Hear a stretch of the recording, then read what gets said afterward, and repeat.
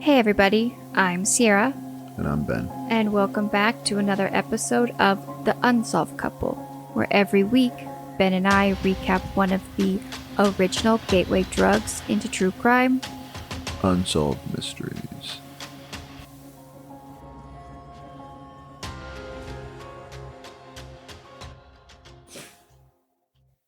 Welcome back. We're back. How was your week, love? It was good. Good? Can't complain, I guess. Yeah, I mean, I could, but nobody cares. exactly. Yeah. I hope everyone out there listening had a good week. Me too. Yeah. I will say, I don't have anything to report from this week. It was just non-stop. I feel like we are in this stage of life where our kids are involved in a million things, but they're not old enough to drive yet.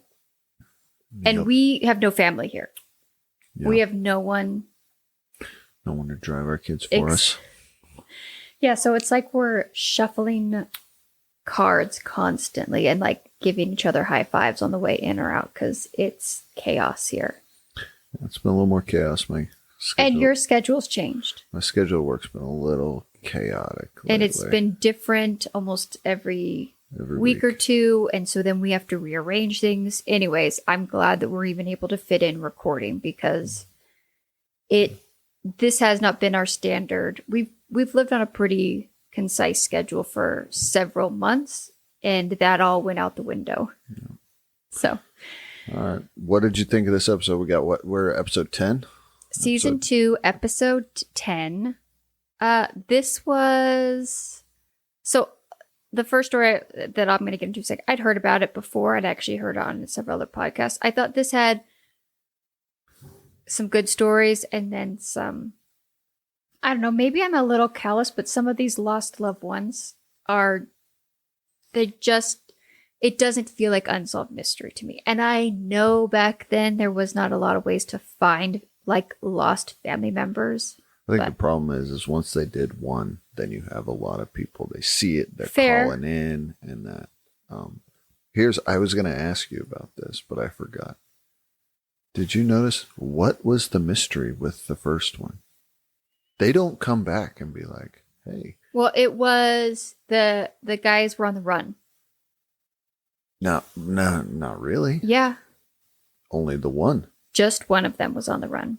But they didn't even present that he was on the run and, hey, can you help us find him? If Yeah. you notice, because at times it gives you an update, like kind of an update, Yeah. briefly. And that's usually after they tell the story. I mean, They I will say told the this story? is a banana story. All right. Anyways, let's, instead of speaking of it. Yeah, I'll in just that, we can get into it and we'll break it up. But we'll anyways, jump in. this episode was fine. I'm ready for a little bit. I would love a supernatural. We haven't had aliens or anything for a while. I would like some iconic unsolved mystery stuff out there. We haven't had a psychic in a while. Yeah. We haven't had ghosts, a ghost hunter. Yeah, Yeah. exactly. So I don't know. We'll be seeing kind of what's coming up. But yeah, this was just kind of, it was good, but it was not to be super full of what I believe unsolved mysteries to be. All right. Let's jump in. All right. So at 7 a.m., about give or take 10 minutes, on April 16th, 1988, paramedics responded to an emergency call from the Glendale County Medical Office of Dr. Richard Boggs, which I'm sure just that alone, having a doctor's office calling. But, I mean, I guess, to me, that was just like, they were like, what are we doing at a doctor's office? But here we go. Inside, they found the body of a young man lying on the floor of an examination room. Boggs, the doctor, identified the man as Melvin Eugene Hansen, who had come into his office complaining of chest pains. Boggs claimed that Hansen had been a patient for several years and that he had recently been experiencing heart trouble. Boggs claimed that Hansen had asked to meet with him at his office at around 5 a.m. for an EKG and some other medical tests. Full stop. Full stop. Can you imagine being close enough with a doctor that you could call him up middle of the night and ask him for help. Like, to not just like, hey, is this warrant a trip to the emergency room, but can you meet me at your office well before business hours? I mean, yeah, I thought of this. I was like, this is interesting. I mean, I guess if you're good friends with the doctor. Yeah. But every time I've ever called the doctor's phone number for anything, one of the like in the recording before anyone even picks up the phone, it literally says, if you are experiencing chest pains or shortness of breath or a few other things, please hang up and down that and dial 911. I know, but I do think we're trying to compare 2025's medical system to 1985's medical system. I think it was a little different. I don't think it was this different where you called them and they got up at 5 a.m.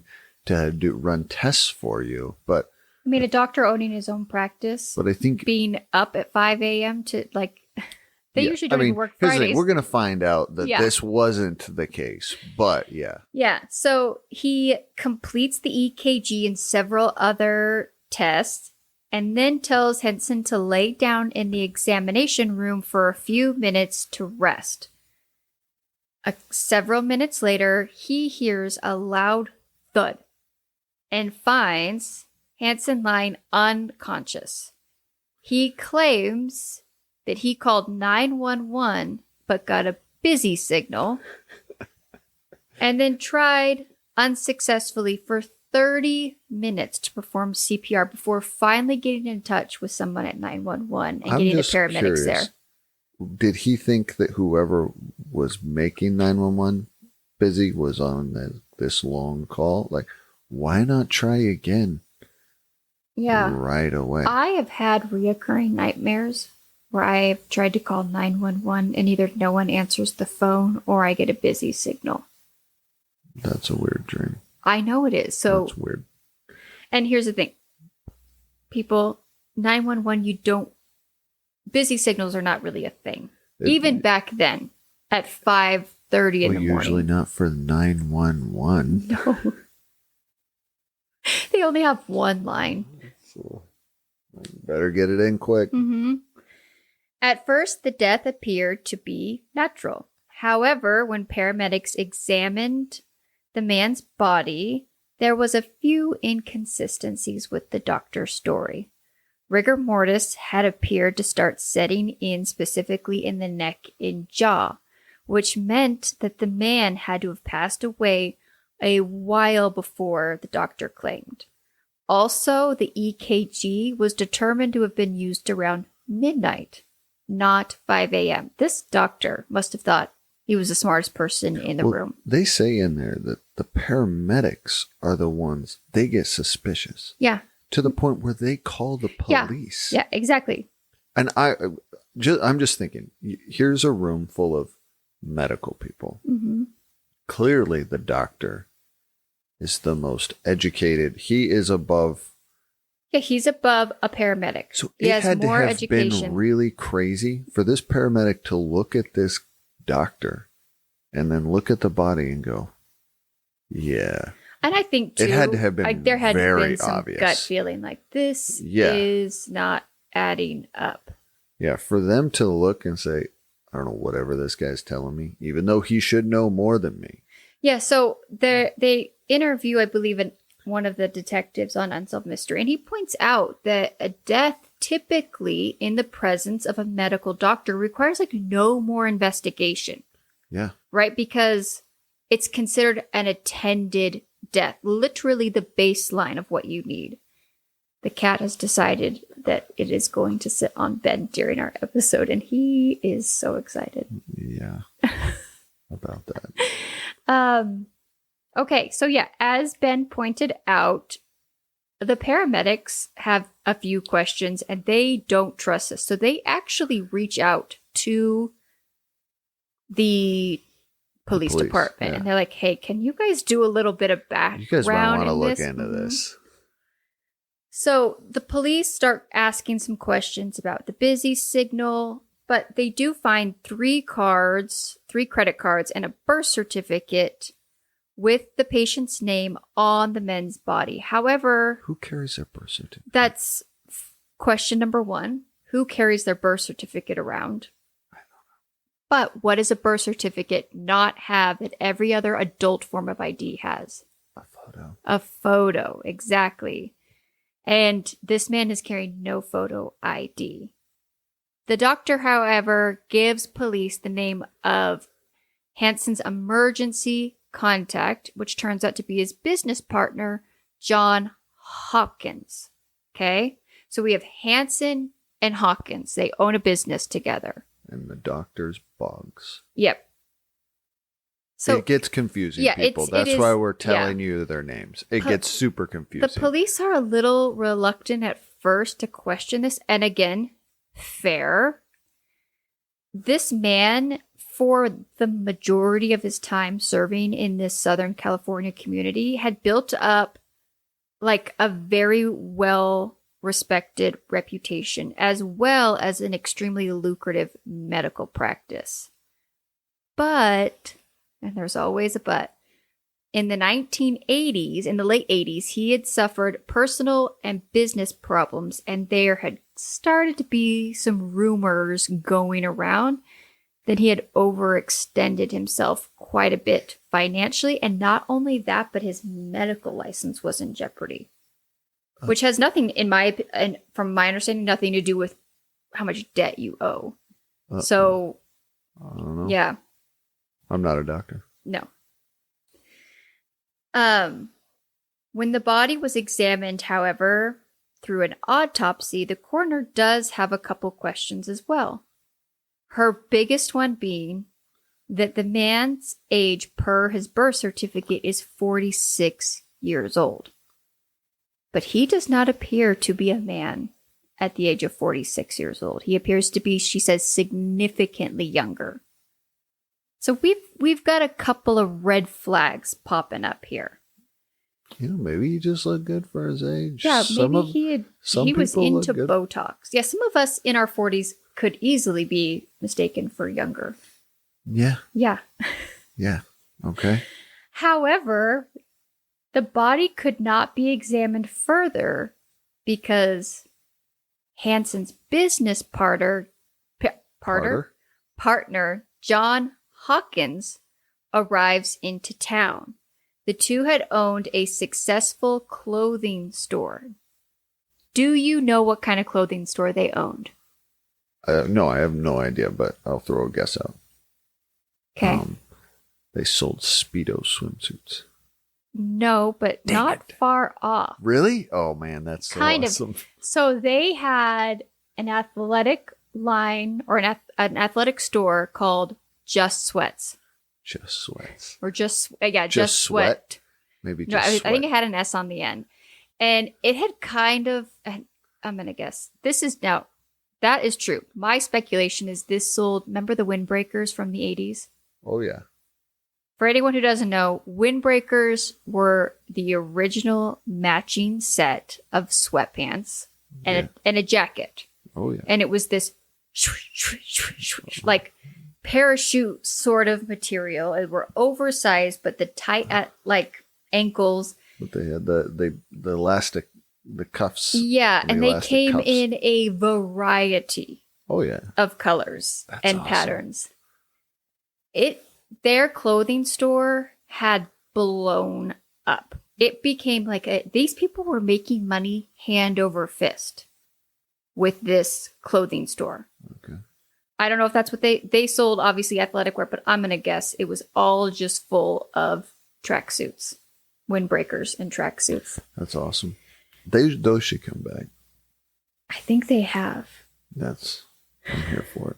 I'm here just to see other people do it. I don't want any, but I will wear them. I just want to watch. I other should get us people. matching ones, and that's what we're going to be for Halloween. Okay, so Hawkins gets into town and makes it clear that he is a VIP. He's got things to do, places to go, and He's a affairs to businessman. settle because time is money.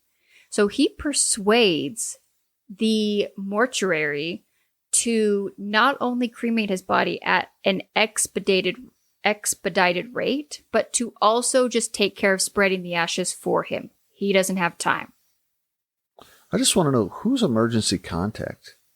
Who's living in California and having an emergency contact in Ohio? Well, technically one of our emergency contacts lives in Oregon. No. But it's my secondary one. You're my first one.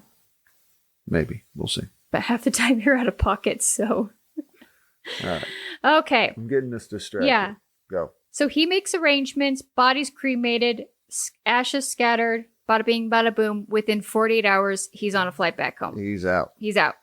2 months later, June 9th, 1988, this detective who is minding his own business, probably hasn't given this really a second thought, unfortunately, gets a call from the insurance company's detective.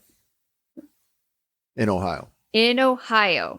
And states that Hawkins is about to be paid a $1 million, adjusted for inflation, $2.7 million life insurance payout for his business partner's death.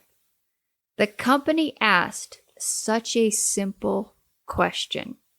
And I'm sure the moment they asked this detective's stomach dropped. Oh, 100%. What did they ask, Ben?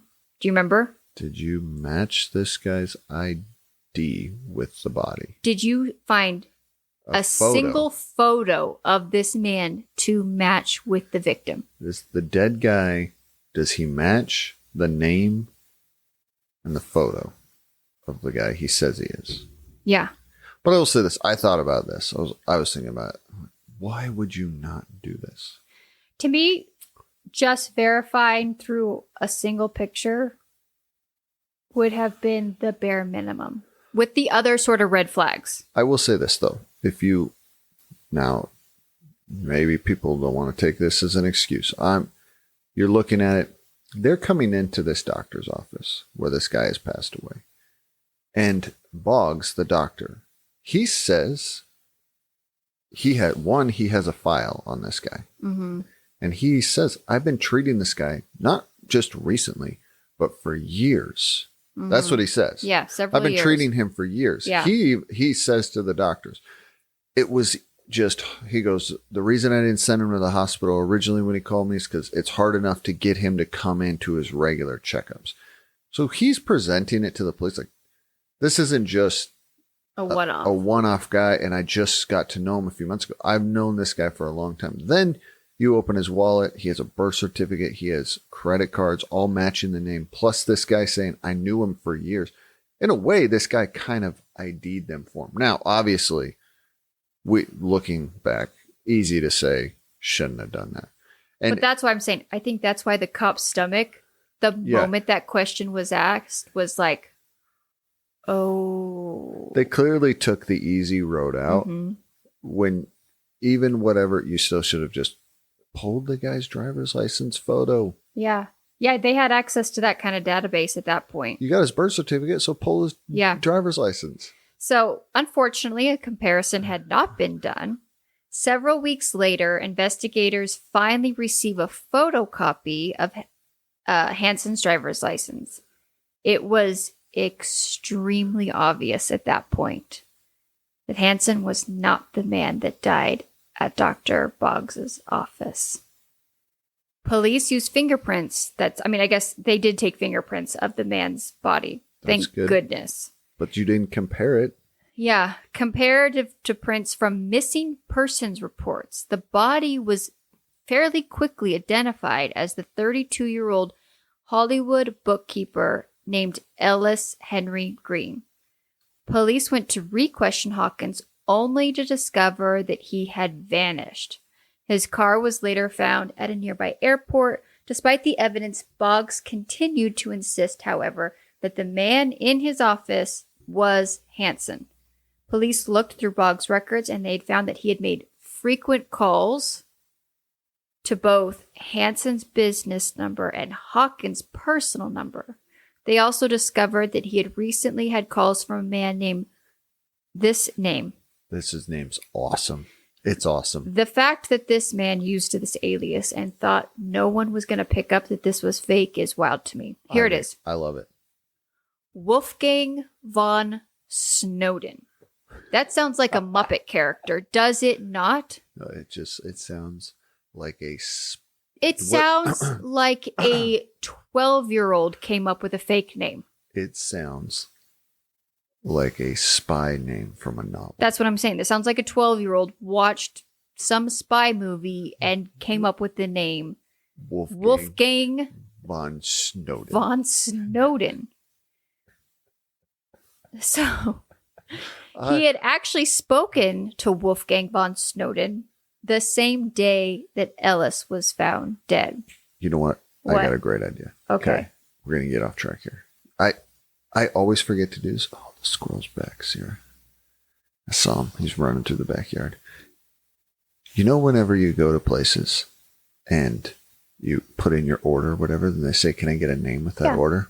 You're going to start using I'm Wolfgang? using Wolfgang von Snowden from here on out. Whenever they ask, can I get a name? And they call it out. Whatever, Starbucks. But you have to do it with like the most amount of seriousness ever. Yeah. You know who does that? Canes. They do it.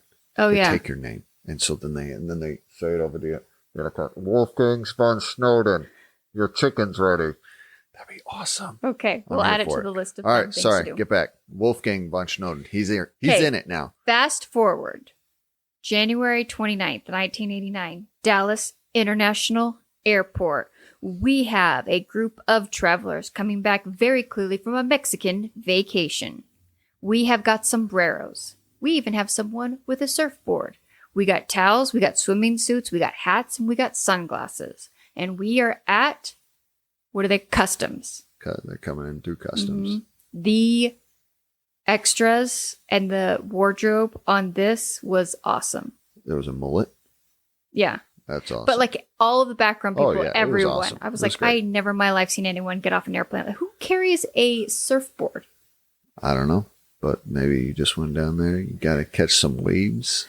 Okay. A suspicious looking man with a mullet was interrogated by customs because they found $14,000 in cash in his bag. Adjusted for inflation?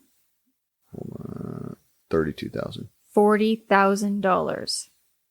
What is... Oh.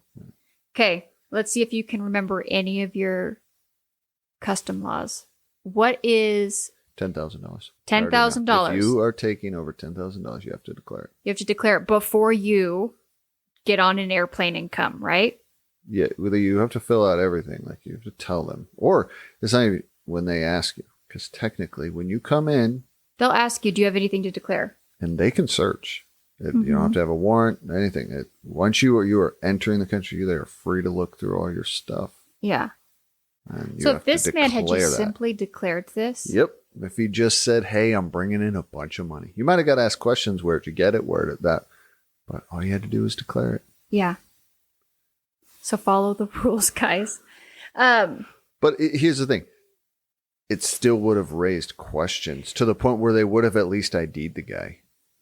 Fair point, right? Yeah, you can't just come across the border, especially Mexico, back into America with $40,000 in cash and just say, I won this in a casino, right? I mean, you've got to figure it out. So yeah, you have to show where it came from. But so along with the cash, they also find a bunch of fake IDs for the name Wolfgang von Snowden.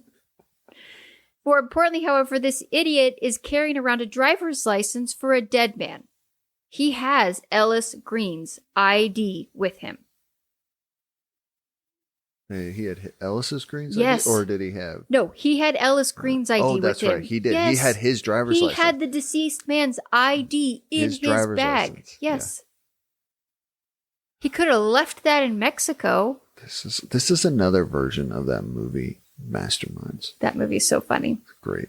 Okay. So the man is eventually identified as Melvin Eugene Hansen. Okay. No, go ahead. No. Sorry, go ahead. So here we go. We're at this point, right? We've got now this man has been arrested at the airport because his name is flagged instantly. Wolfgang von Snowden's name was flagged. Yeah. What an idiot. Boggs is also, if you're going to try to get any, just John Smith. You know how many John Smiths are going to be there? Anyways, Boggs is also then arrested. He swears he has nothing to do with this. So this was the confusing part for me. I had to watch. Yes. I watched it twice. So the guy that they said was dead was not dead. Yeah. That guy. What was his name? His name, the guy pretending to be Von Snowden. His real name is that was the Hansen. Yeah. So they said Hansen died in the doctor's office. Yes, Hansen was supposedly dead in the doctor's office. With the life insurance. But Hansen wasn't dead in the doctor's office. He was pretending to be Wolfgang von Snowden coming back from Mexico. Yes. And then we have a doctor carrying around the real dead guy's ID. Yes. So then we've got the doctor's office of which it took place. And we still have player number 3. The business partner. The business partner who cashed out the life insurance. Yeah. And demanded that the body be immediately cremated. And scattered.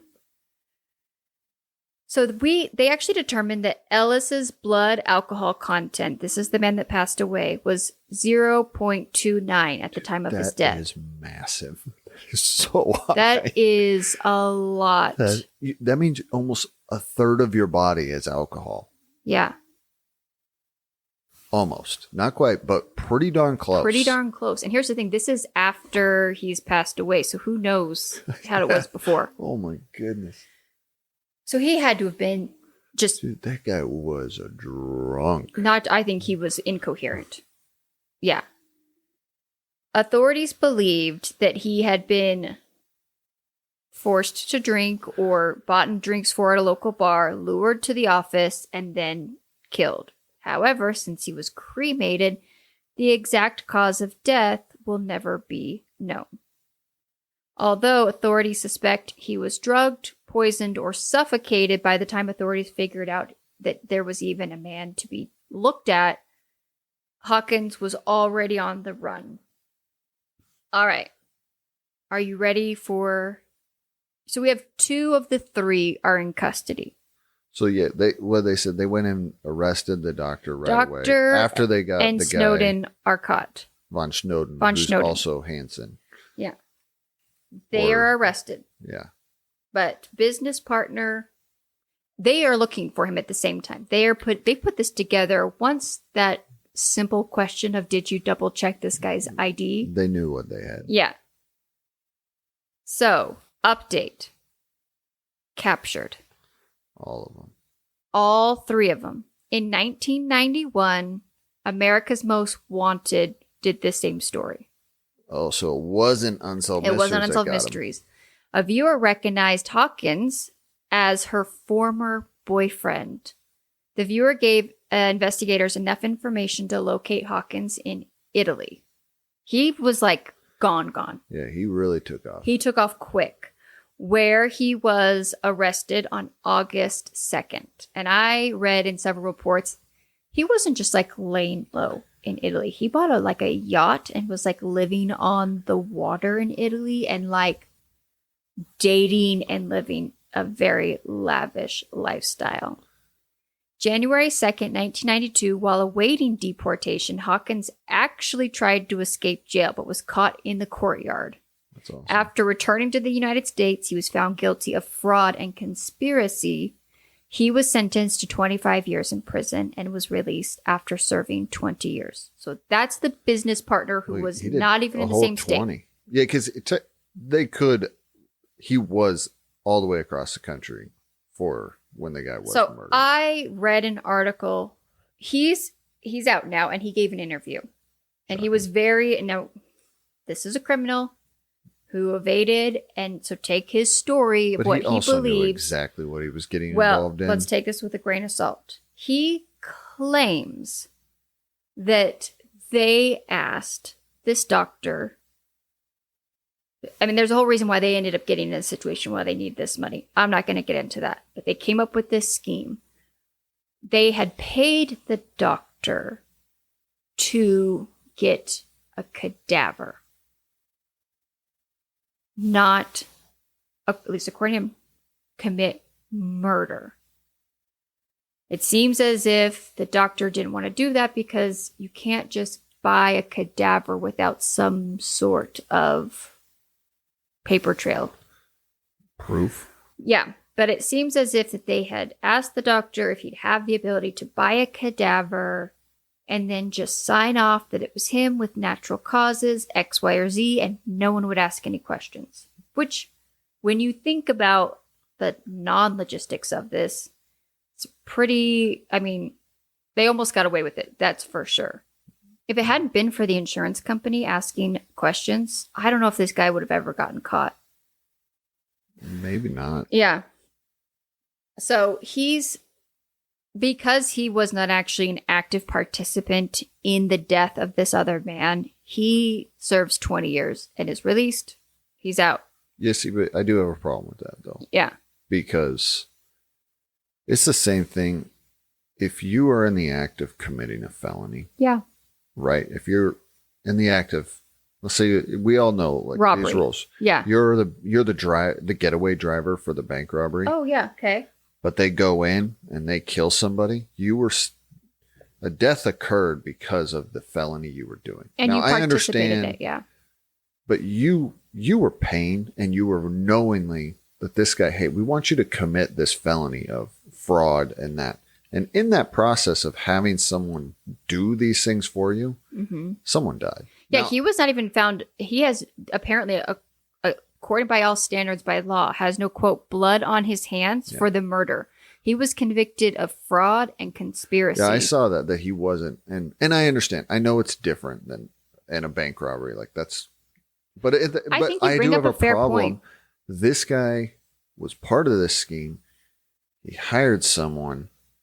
They were having him participate in this felony. Yeah.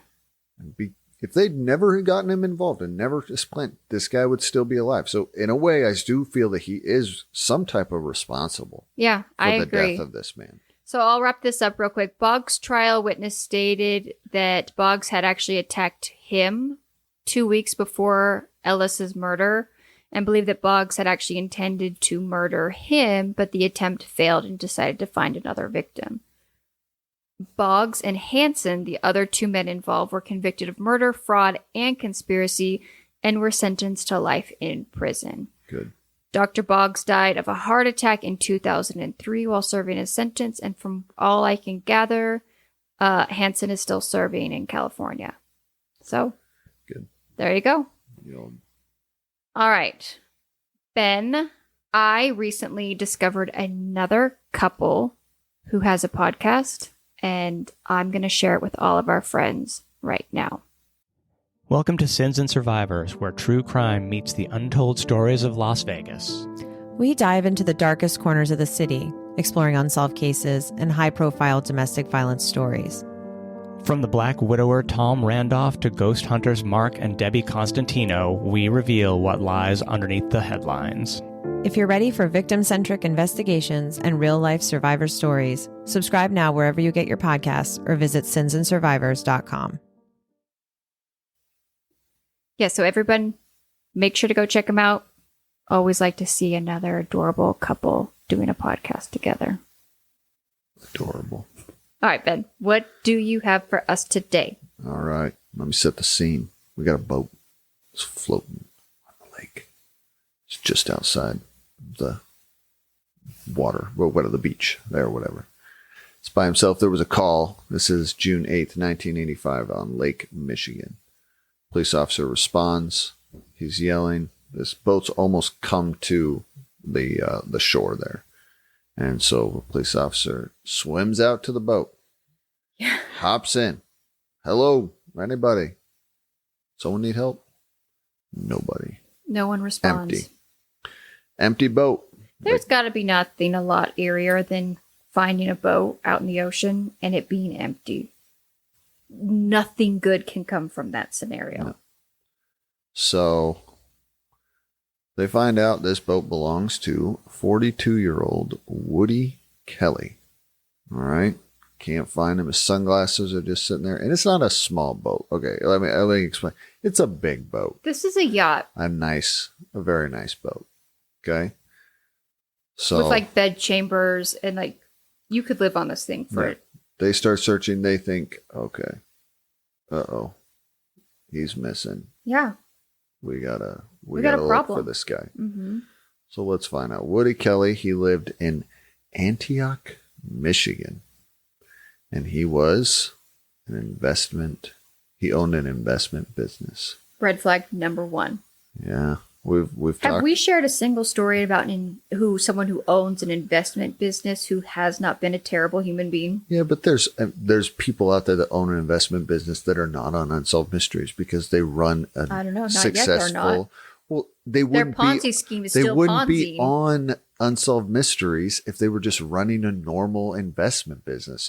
No one's doing an Unsolved Mysteries on a donut Has anyone shop. ever opened an investment business who didn't promise at least a 12 to 15% guaranteed rate of return, who hasn't ended up on Unsolved Mysteries?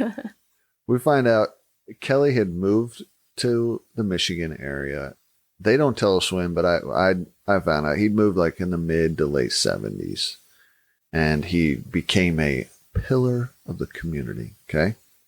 This is what I loved. Robert Stack tells us he opens this investment business.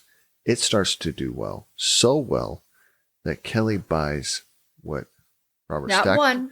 No. We'll get to that. He goes, but Robert Stack tells us he buys a mansion. Oh, I take it He back. uses the word mansion. a mansion by the lake. What is the criteria I don't know. for a mansion? Brian Regan has a great skit on He mansions, and I have wondered the same thing. What does I think work if in you real have estate, and I can tell you that even luxury properties I have not categorized as a mansion. this is what I think categorizes a mansion. If you have an area of your house that you call a wing, like a west wing or an east wing, then you have a mansion. So I had a friend in high school whose dad was the only doctor in all of like this little tiny town I grew up in, and I think his dad had been one, and they had 2 wings in their house. Well, then that would be a mansion. So I guess I had one friend that had a mansion. A mansion. We had a lot of fun in that house. Yeah. But as Brian Regan always says, only everybody else can call it a mansion. You can't call it a mansion if you own it. You can't use that term to describe your own house. Okay, fair. All right.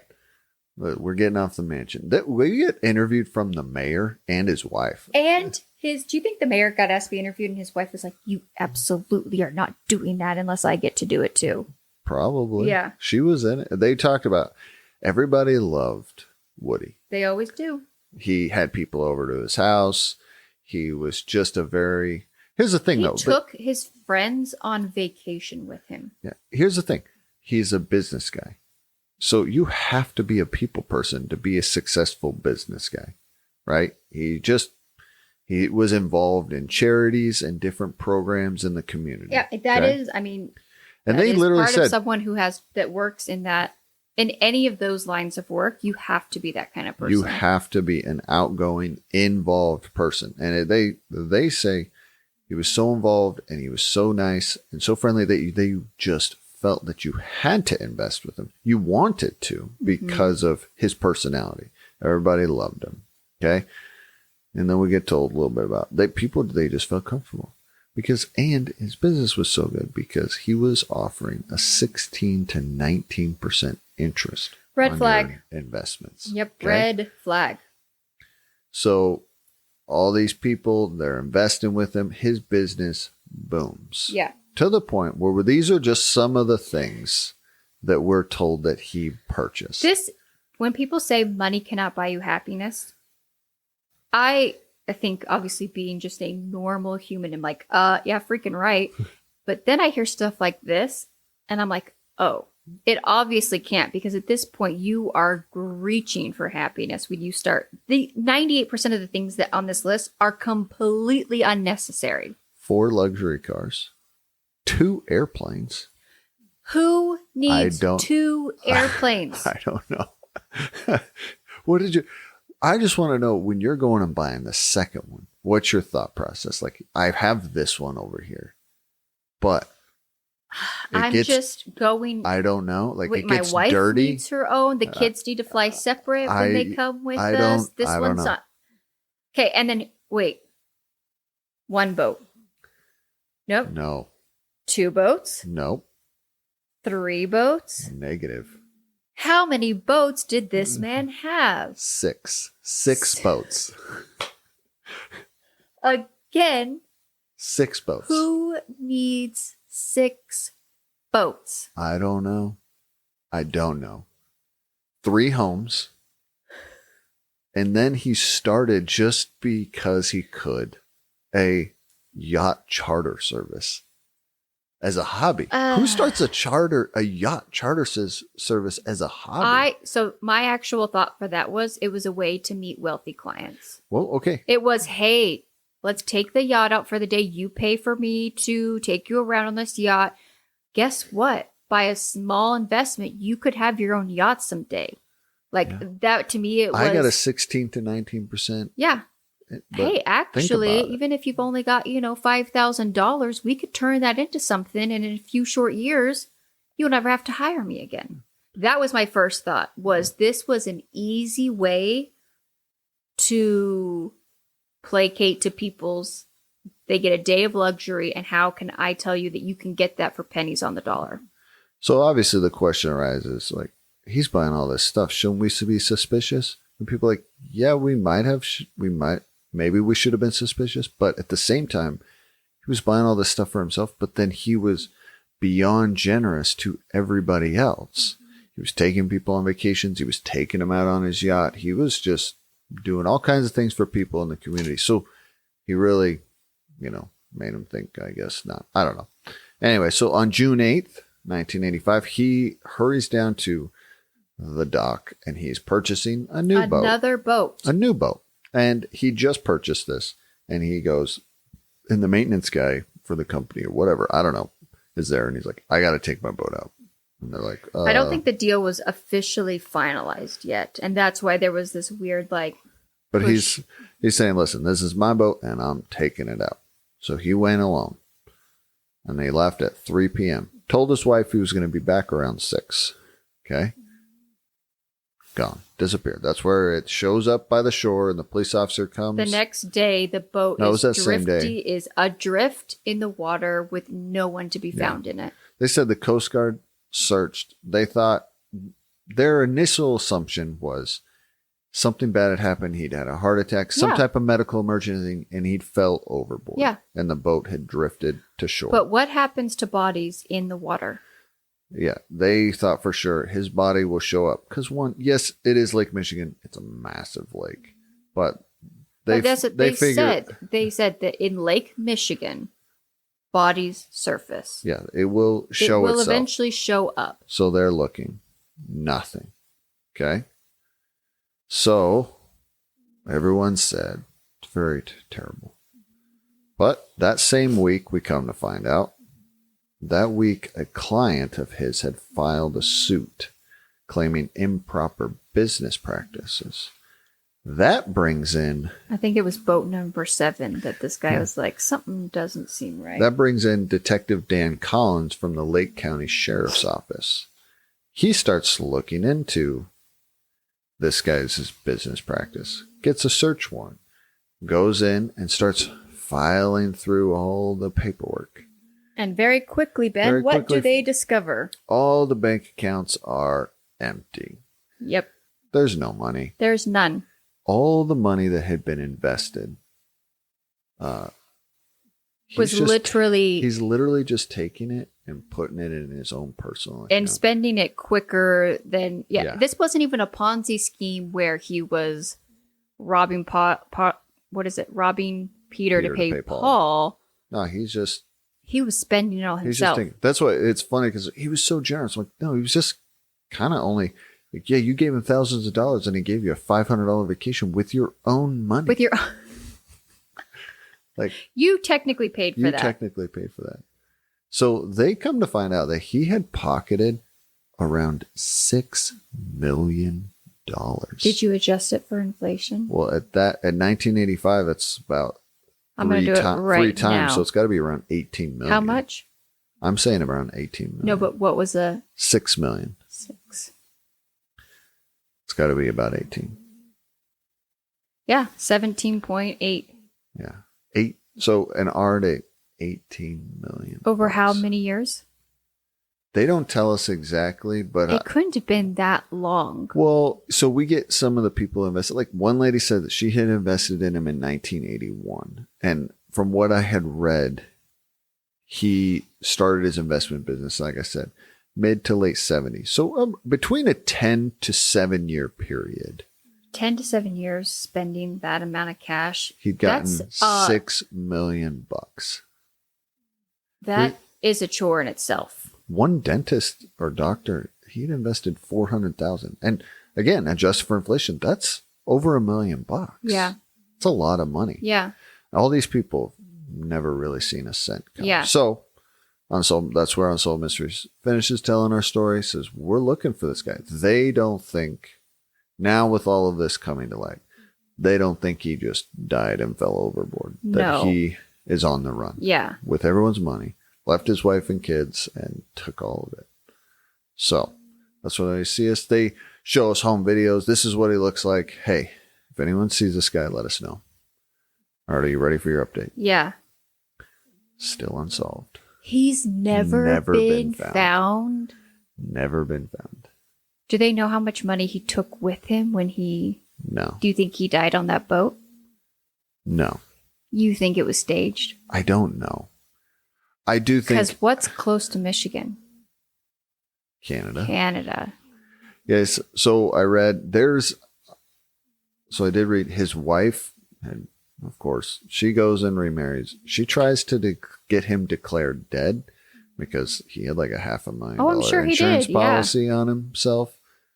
So in 1994, she tried to get him declared dead, and it went before the judge, and the insurance company actually was the one fighting it, and they brought forth 2 witnesses. One guy swore he saw him in Florida, and it was a guy that supposedly knew him. Another person swore they'd seen him somewhere else, and the judge ruled, no, we're not.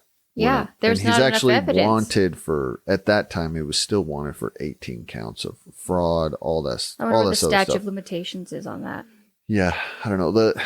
They had not, as you can imagine, there's not a whole lot written about it after that time, pretty much after 94, 95. Yeah. And so, but he technically was never found. The money was never recovered. So all those people I hate the lost fact their that this money. guy probably got away with this scot-free and went on to just live this insanely crazy, what a lazy piece of garbage. Yeah, To steal that money from a small little community and then to just like leave your family. well, that's yeah. That here's the thing. It goes to show you were a narcissistic monster the whole time, and that your whole reason for actually being kind and charitable was literally to con people. Yeah, I don't know. It's a sad story for those people. Crazy. I thought for sure he would at least something would surface, but no. No body has ever been found, or no one's actually ever found him. I doubt anyone's still looking for him. Probably obviously, after a while, you got to think. After a while, people just stop looking. You know. Yeah. I mean, those people that lost their money probably licked their wounds and moved on. And so there's just not a lot of pressure, I guess. Yeah. Unfortunately. Okay. Well, before I move on to our next story, I just want to remind everybody that Ben and I are a small independent podcast here at the Unsolved Couple. And it would mean absolutely everything to us if you could show your support by leaving us a 5-star rating and review wherever you stream your podcast at. We are also available on YouTube, and we also enjoy getting to connect with you guys. Even though Ben's not active on social, he does see, I show him all of our posts and different things and share with him your guys' comments. And so you can find us on Facebook at Unsolved Couple Podcast Discussion Group. And then we are on YouTube as Unsolved Couple Podcast. We are on TikTok and Instagram as Unsolved Couple Pod. And if you have any questions, you are free to email us at unsolvedcouplepod@gmail.com. Okay. Are you ready, Ben, for our lost love story? So, in 1971, 13-year-old Leanne Robinson lived in Carlson, California with her younger half-siblings, 6-year-old Jimmy and 4-year-old Tammy, and their mother, Doris, who sadly was extremely ill with cancer. Leanne became the primary caregiver in the household, basically stepping into the role as not only caretaker for her mother's failing illness, but for her siblings. She stepped into like the mother position. It's terrible. I know. Doris and Leanne's father had divorced several years earlier, so there's a single mom, and a neighbor named Ellen was extremely close to the family, visiting often, and to also help with Doris's care. One afternoon, Doris asks Ellen to take care of the children when she passes away. She actually gets a piece of paper and writes out her basically deathbed wishes. Last like will and testament. Mm-hmm. Ellen agrees, and just a few hours later, she passes away. I know. Leanne, Jimmy, and Tammy all moved in with Ellen and her 3 children into a small house. While it was hectic, everybody got along. It seemed, according to all people interviewed, there wasn't a lot of money, there wasn't a lot of space, but there was a lot of love in this household. These people had all gone through something horrible together. That lady's a saint. I agree. These kids are not her blood. But no, yet, and she's also a single mother. yeah. And you just went from having the responsibility of 3 children to 3 more, so 6, and helping care for children who have lost their mother. Yeah, she's a saint. Yeah. And everyone got along. Everyone was happy. I really struggled with this part of the story because for some reason, a social worker gets involved. I don't know if there was a call made in. I don't know if this was a normal thing after the death of a parent when there was no other parent available. I don't know. But somehow the social worker deems that she doesn't have the resources based on her income and her size of her home to adequately care for all 6 children. And I will say this. You do not need a big house and you do not need loads of money to take care of children. But this goes against what the mother asked for, what this woman was happy to do. She's crying on Unsolved. She loved these children like her own. Yeah. And no one wanted this. And that I really struggled with that in this story. However, the worker is able to track down Leanne's birth father because the other 2 are her half siblings. So he's willing to take Leanne, but he says, I don't want anything to do with the other 2 kids. Okay, so let's just kind of gauge what kind of man that is. And so the social worker then goes on to find a couple to adopt the younger 2 kids, Jimmy and Tammy. Sadly, Leanne has to say goodbye to her brother and sister and is sent back to Texas to live with her father. Several months later, May 2nd, 1972, Jimmy and Tammy's adoption is finalized. Leanne would spend the next several years writing letters almost weekly to the adoption agency to be given to her brother and sister. However, she never receives an answer.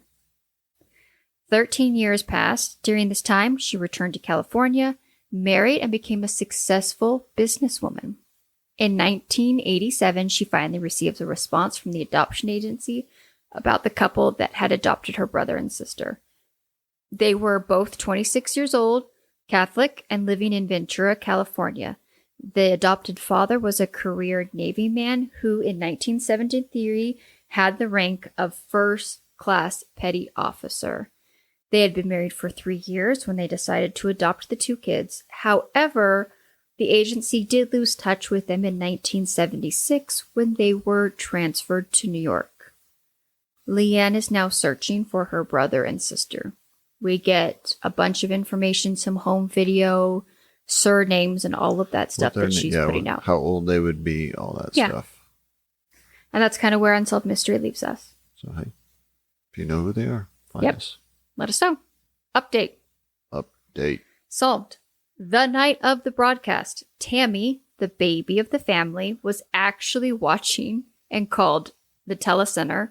And Leanne was actually at the telecenter because they did anticipate that there was a possibility someone would call the night of the broadcast. So that was great. She let her know that she was married and had 2 children, was living in Maine. Her brother Jimmy was actually an Army sergeant stationed in California. And on December 10th, 1989, Leanne, Jimmy, and Tammy were joyfully reunited in Leanne's Los Angeles home. Good story. Yeah. I mean, this one was touching in the fact that I'm the oldest in my family. I understand this sort of pseudo-mother relationship you can have with your siblings, and to have that be completely out of your control as a teenager would have been, I don't know. They all seemed to go on to live very happy, successful lives. They were grateful that they reunited as young as that they did, and that they would get to be able to spend their days together as much as possible. So, happy ending on that one. Good. All right. Do you have a treasure map for us, Ben? A treasure map? Treasure map? No, I don't have a treasure map. Do you know that there's gold buried in the hills? There's supposedly gold buried in the hills. Okay. I'll say, this was one thing I was not expecting from Unsolved Mysteries, was all these prospector stories. Yeah. I don't understand the world of treasure hunting. There is a documentary on Netflix right now. I haven't watched it yet, but it's about treasure hunters, and I've heard that it's bananas. Yeah, I and could from my imagine understanding, the main person in this left clues in the documentary that he filmed for a treasure that he buried somewhere. Like continuing this crazy cycle of fanatic people. Nah, dude. I know. That's stupid. So, all right, go ahead. All right. We're going to learn about... Oh, golly. This is a dumb story. All right. We get Robert Stack. Just get through it. Yeah. I know. I just want to say, Robert Stack comes in and he starts talking about treasure in the hills of Montana. Yeah. And that there supposedly was this gang. And he uses this term, and I just loved it. And this is what I wanted to highlight. He talks about there's missing treasure. He'd buried it. Where is his? He says hidden booty. That's what he says. Hidden booty. Hidden booty. All right. Anyway, so we're going to be talking about Alder Gulch. Supposedly, this is Alder Gulch in Montana. Supposedly, gold had been found there in the summer of 1863, and that causes a big stir. We know what happens when gold is found in an area out west. Yeah. Mad rush. Okay? But with gold, what also comes? Corruption. Outlaws. The bad boys. And in the spring of 1863, there was a lot of outlaws and a lot of crime going on. Okay? And there's one gang that comes around in the spring and summer of 1863 that causes a big ruckus in this area of Montana. They're called the Road Agent Gang. And they are going around attacking and stealing all this gold. And the leader of that gang, his name is Henry Plummer. I'd actually never heard of this guy. Neither have I. But we have a twist on Henry Plummer. Not only is he the leader of the gang, he's also the sheriff of Bannock, Montana. Yeah, he's a double agent. Yeah. But come to find out, he'd been an outlaw before. He'd spent time in, you remember what prison? San Quentin prison. We talked about that in yep. California. At that time when he went there, it was newly built. But And back in the good old days when you could be a felon in one state and a sheriff in the next. yeah. But for 4 months in the spring and the summer of 1863, these road agents were just causing havoc.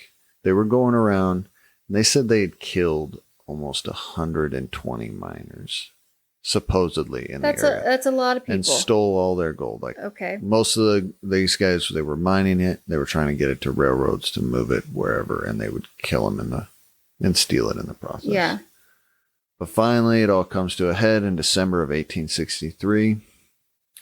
A young man who was pretty well liked in the area and well known, he's killed in the town. And I read about this more later. But the town, there's been so much violence and crime going on that the town just pretty much got fed up with it. And so they formed a posse. They decided to take it. They said, listen, the sheriff's not doing enough. And I guess they had been petitioning to Washington. But what was going on at that time? The Civil War. So no one cares what's going on in Montana. The craziness going on. So they form a posse and they start riding around. And for 6 weeks, they start rounding up all these gang members for the road agent gang. And they're pretty much vigilante justice. They get a quick trial. They call it a quick trial. They say quick trial. Well, I don't know how much of a trial they get. Yeah. And they hang a lot of these guys. Yeah. Rumors they hung around like 20 of them. 22, supposedly. But they go to hang one guy. His name is Red Yeager. And Yeager. right as he's about to get hanged, he says, well, if you're going to hang me. The reenactment of this made me so nervous because he's on a live horse. And you see the noose hanging from the hangman, whatever. The hangman's noose? Yeah. And he's on the horse. They walk him through and they put it around his neck and they cinch it. And I am just thinking what kind of set safety budget Unsolved Mysteries has. And if they're outside, if anything had spooked that horse, that man would have been gone. Well, they would just pick him Here's up. the thing. He's fine, guys. Don't worry. He did. Everything worked out. All right. But horses are unpredictable in that way. It doesn't take a lot for them to decide they're gone. So Red Yeager points the finger and says, guess what? Your sheriff, Mr. Henry Plummer, well, he's the leader of our gang. He's been running this whole operation all summer. Or this guy had some vendetta against this. Can you imagine being like, you know what? Karma's about to come back real quick. Yeah. So the posse runs over to Plummer's house and says, guess what, dude? Yeager pointed the finger. And they say, we don't even need a trial. Nope. The finger's already been pointed at you, so we're good with that. Yeah. So on January 12th, 1864, Henry Plummer gets hanged. But before he gets hanged, he says, listen, give me 2 hours and a horse, and I will come back with my weight in gold. I have buried gold all around. And I'll bring back... admitted his guilt, right? Pretty much. Yeah. Because they say the road agent gang had stolen anywhere from above 1,000 pounds of gold from all these miners over the summer and that. So he says, I'll bring it to you. I'll pay for my life. They don't care. They hang them anyways. So... But there was a couple people in the crowd that had some questions. So, just from that one statement, we now from have a criminal who was probably desperate because he had a noose around his neck and was willing to say anything. Anything to get that noose actually, off when his you neck. Think about it, without that, he was asking for 2 hours and a horse. How far can someone get on? Don't come looking for me. I'll be back, I promise. And so from that, we have prospectors going around. They have no idea. I guarantee there were men in that crowd that were like, couldn't sleep that night because they couldn't let that thought go. There's one story. I don't understand why this story is even told. So they tell us that in the early 1900s, 2 people show up in the town of Enos. I don't know where that's at, but I'm going to guess it's close. Carrying a box. Okay? Mm-hmm. And they go into a store that has a vault. And they say, hey, can we put this in your vault for the night? They put it in the vault. They they stay in front of the store with a shotgun to protect it. And the next day they get this box and they disappear, never to be seen again. And somehow this story gets told and people say that was part of the gold. Yeah. Doesn't make any sense. Not quite sure how you connected those dots. Yeah. But that's where we're at, people. Okay. We're at a man who's about to die saying, hey, I have gold. I can buy my way out. Hey, real quick, guys. And 150 years later, people still think there's a bunch of gold out there. Mm-hmm. So that's where Unsolved Mysteries leaves us. Is there gold? Where is it? Who's going to find it? I'm sorry. We did get introduced to two guys. Two Scott historians, Jones. yeah. Or they're gold hunters, treasure hunters. Scott Jones and Bill Jappy. They've been looking for it for 5 years. Yeah, that tracks. And I just wrote this down because I thought it was interesting. Did you want to give him the advice? He says... The first guy gave us at the very first story? Yeah. What is it? If you're going to find gold, go where gold's already been found. Yeah. He pretty much says, I think one of these two guys doing their interview, he says, the gold, it has to be here. And I was like, no, dude, the only reason you're saying it has to be here is because you've wasted 5 years of your life so far looking for it. And so you think it has to be there to justify all this time and money wasted. Now, here's the thing. Don't get me wrong. I'm sure it's a great hobby for people, and I'm all about people having hobbies. But I think this is a far cry, though, from the people that have the metal detectors out on the beach, you know. Anyways, so update. Yeah. Gold's never been found. I know that was a shocker. Everyone was really surprised to hear that, but never been found. Okay. And there's a lot of speculation if this is even true. Yeah, 100%. But here's the thing. The gold was stolen. And it was stolen from a group of people who likely put it somewhere because they were divvying it out amongst all of these gang members. Yeah, but as I'm reading about this, because I'd never heard about it. Yeah, I hadn't either. They say that this gang had upwards of 100 members. Okay. They were not 100 guys were riding at one time, but you're divvying out this gold amongst all these guys all the time. Yeah. You really think that they just... And you think these kind of the people that trust someone to be like, hey, I'll just hold on to it for everybody? Yeah. Yeah. They divvied it up and then those guys went and spent it. That gold that didn't exist. Yeah, it's long never gone. There. Yeah. So, I don't know. Boring. All right. Well, that's all 4 stories from season 2, episode 10 of Unsolved Mysteries. And to wrap up today's episode, Ben, I have a question for you. I have an answer. 35. Did you ever go to summer camp? Summer camp? Yeah. If you count scout camp as summer camp, then yes. Yeah. But did you ever go to anything outside of scout camp? No. I mean, I went on, I guess. Yeah, no. Okay. That's pretty much it. Yeah. But give us how was scout camp? Like, is it something you look forward to every year? Yeah, I mean, I loved it. It was great. Yeah. You got to do a lot of cool things. I grew up in Oregon, so scout camp one of them was at the beach. So that's tough, you know. You're either in the beach or the mountains or rafting down a river. Yeah, one year we did a 100-mile rafting trip. Mm-hmm. And that was awesome. Down the Deschutes River. Loved it. But when we went to scout camp, you went to all the merit badge clinics and stuff, but you also got to do some fun stuff. Shoot guns, shoot bow and arrows, horseback riding. I mean, come on. Yeah. What kid doesn't love that? Yeah. We played a lot of Capture the Flag. Love that. Such a fun game. It is a fun game, and people don't play it as much anymore. Kids don't play outside as enough anymore. Love that game. Good. Love it.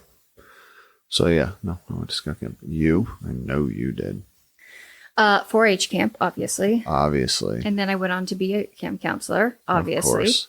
Obviously. But no, so 4-H camp was co-ed, first off. Whoa. So watch out. Whoa. But it was at Camp Myrtlewood towards the Oregon coast. And other than the daddy long legs that were rampant in the showers, and in the bunk beds. It was like some of the best weeks of my summer, my whole life growing up. I went every year. And yeah, like polar bear plunge and games and activities. Yeah, capture the flag and swimming in the creek and nighttime campfires and spooky stories and singing and the mess hall, everything. I loved every minute of it. So yeah, I thought it was just a fun question to ask as we're kind of starting to get, at least here in Arizona, into the summer season. We sure are. I know. I guess, so here's a follow-up question. We have 3 kids. Would you let them go to something like 4-H camp? Absolutely. Yeah. No doubt. I mean, it's great for kids. They get one, especially now we live in such a technology. Get away from the technology, be outside, make mistakes. Yeah. We did stupid things. Yep. But we had fun, and you had to use your brain. Well, and I loved too about it is that you got to experience some pseudo independence, right? Like your camp counselor was only a few years older than you. And you had like a camp counselor and then a junior camp counselor and then your cabin. And you just became this cohesive, but there was no adults stayed in our cabins with us. So you got this sense of independence and you got some freedom of choices of what you wanted to do. And yeah, you got to spend 4 or 5 days with these people making like super great connections and friendships that you look forward to seeing. And this was before social media or anything like that. So sometimes this was the only time of year you'd see these kids that you became friends with. Yeah, and like when I look back on all the camps I went to, because I went to at least a week camp every summer. Yeah, if it wasn't some type of adventure, for scouting, like we did a backpacking trip, that rafting, or we would go to the scout camps. Yeah, I actually don't remember necessarily like the daily activities, but we'd stay up late, play cards, and eat so much candy to the point where we got so sick. Like, you can't beat that. Those are great. Those are great memories in that. So no, I would 100% let my kids do it. Yeah. Okay, everybody. Well, that is our episode. We will see you back here next week when Ben and I recap another episode of Unsolved Mysteries. Bye.